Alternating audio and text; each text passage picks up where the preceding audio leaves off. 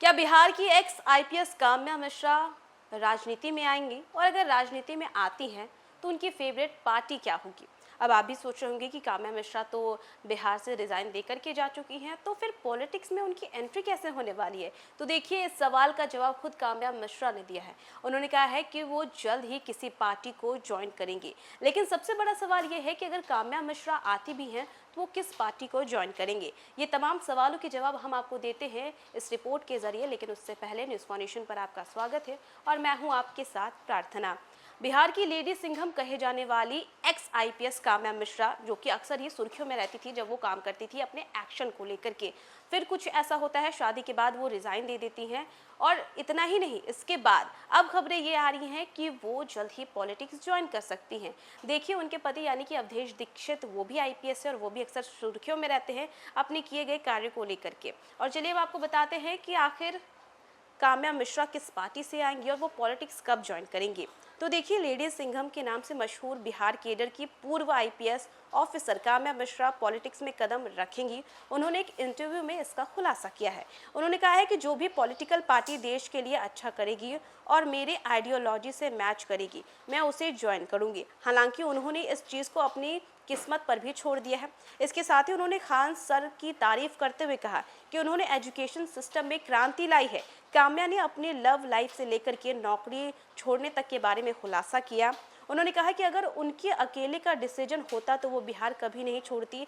बिहार मेरी कर्मभूमि रही है और मैं बिहार का कर्ज कभी नहीं चुका पाऊंगी। काम्या मिश्रा ने अचानक से नौकरी छोड़ने वाले सवाल पर कहा कि मेरे नौकरी छोड़ने पर लोगों ने कई सारी बातें बनाई, मगर सच्चाई ये है कि बिहार बहुत ही ज़्यादा लिविंग स्टेट है। बहुत सारे लोगों को यहाँ विश्वास नहीं हो रहा था कि मुझे यहाँ पर किसी भी तरीके का कोई दबाव नहीं था। मेरे सीनियर और पॉलिटिकल लीडर्स ने भी मुझे समझाया कि अपनी जॉब मैं ना छोड़ूं, मगर मेरे व्यक्तिगत कारण कुछ और ही थे।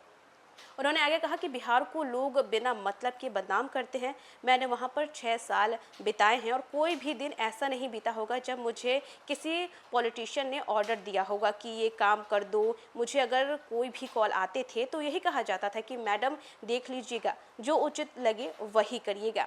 इसके आगे वो कहती हैं कि आईपीएस करियर चुनने पर उन्होंने ये कहा कि मुझे अपनी खुद की आइडेंटिटी चाहिए थी। यूपीएससी करने के बाद समाज में काफ़ी इम्पैक्ट लाया जा सकता है। पुलिस के करियर में कोई थैंक यू नहीं, बस काम करते रहना है। पुलिसिंग समाज के बारे में आईना दिखाती है। बिहार में पाए गए एक्सपीरियंस के लिए मैं काफ़ी शुक्रगुजार हूँ।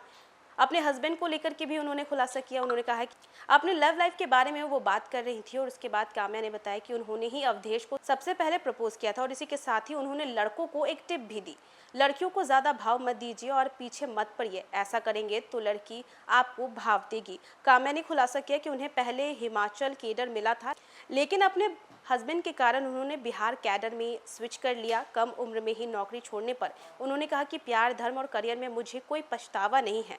काम्या मिश्रा ने खान सर की तारीफ करते हुए आगे कहा कि खान सर मुश्किल चीज़ों को भी आसानी से समझा देते हैं। उनके वीडियो एक मजदूर का बच्चा, एक टीचर का बच्चा देख रहा है।